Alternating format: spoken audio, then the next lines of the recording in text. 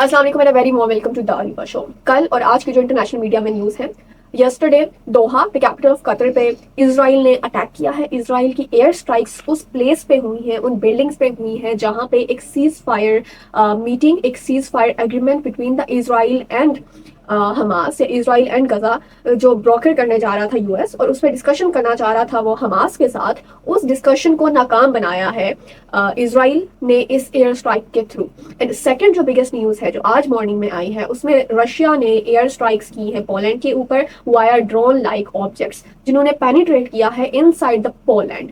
Both cases are a violation of international law, are the violation of the sovereignty and integrity of sovereign states. लेकिन दोनों को international experts और अगर हम countries की बात करें तो वो डिफरेंटली देख रहे हैं। पहले हम दोहा पे जो अटैक है इसराइल का, उसका एक एनालिसिस ले लेते हैं। तो जो दोहा है, capital of Qatar, is not simply a city. It is a city that has brokered the major ceasefires in the history, that has mediated between the countries जो कि आपस में क्लैश इनके चल रहे हैं, जिनके डिसएग्रीमेंट्स चल रहे हैं। तो ये एक मेडिएशन के तौर पे वर्क कर रही है ये सिटी, ये कंट्री। इसराइल ने पिछले 2 सालों में पैलेस्टीन, तुनीशिया, लेबनान, यमन और अब कतर पे अटैक किया है। Qatar is the closest ally to the US after the NATO.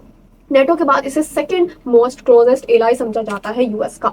तो ऐसी कंट्री पे जब अटैक हो रहा था इसराइल का या एयर स्ट्राइक प्लान हो रहा था, तो इस पे कोई हमारा सेकंड ओपिनियन होना ही नहीं चाहिए कि यूएस को इसके बारे में पता नहीं होगा। ट्रम्प की जो स्टेटमेंट्स आई हैं उसमें उन्होंने कहा है कि वी हैड नो आइडिया, और जब हमें पता चला कि इसराइल ये अटैक करने जा रहा है तो हमने न्यूज कन्वे करना चाहिए कतर को, लेकिन तब तक अटैक हो चुका था। उस अटैक के 10 मिनट बाद यूएस की इंटेलिजेंस ने कतर के साथ मेडिएट किया है, कतर को ये न्यूज बताई है कि आप पे अटैक होने जा रहा है, जब तक अटैक हो चुका था।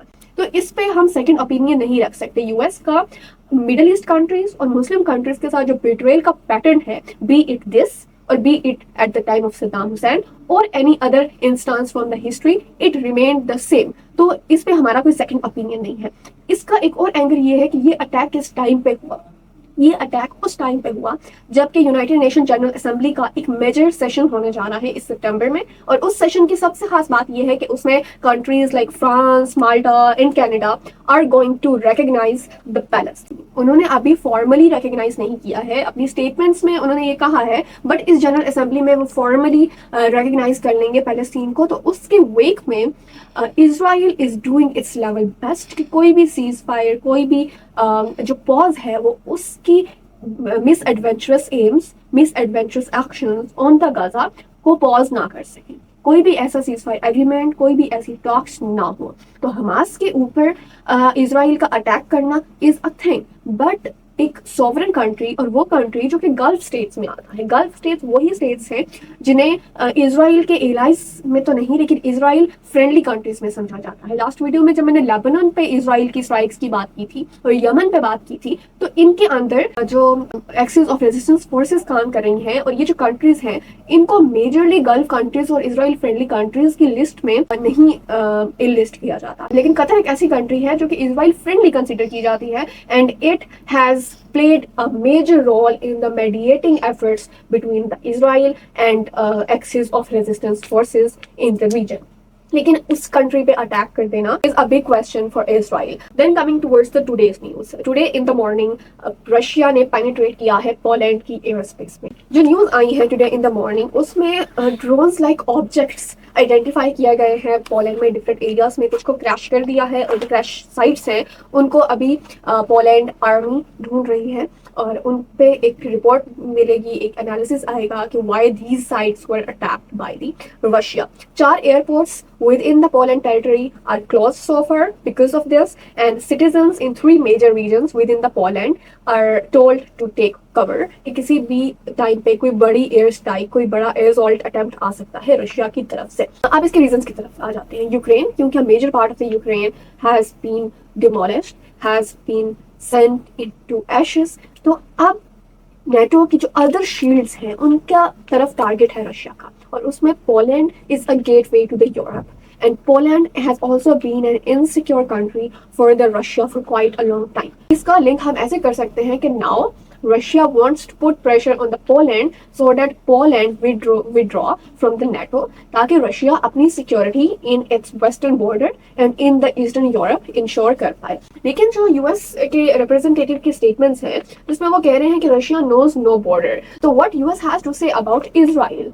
आई think Israel also knows no border, because 5 sovereign countries पे आप अटैक कर चुके हैं। आपने पैलेस्टीन को you have sent it into a stone age, you have sent Gaza into a stone age. People from 48 countries from all across the world are gathered in Tunisia, और एक flotilla, एक convoy of ships वो लेके जाना चाह रहे हैं Gaza में, for showing solidarity with the Gaza and also to put pressure on the Israel so that it finally marks a full stop on this occupation of the Gaza.